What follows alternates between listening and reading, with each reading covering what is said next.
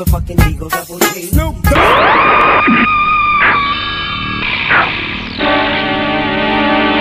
ফকুনির বাচ্চারা আমার জুতা ছিঁড়ছে কেটা?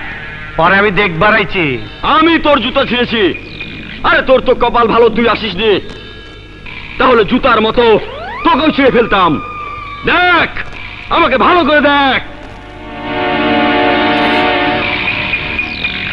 আমার মনে হইতাছে আপনি মানুষ না। অবশ্যই মানুষ, আল্লাহর সৃষ্টির শ্রেষ্ঠ জীব, নাম আমার বাদশাহ। আমার হোগা মারা শেষ।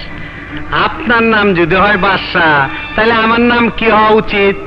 আপনার মতন ফকুনের পোলার নাম বাদশাহ বলেই তো দেশের আজ এই অবস্থা।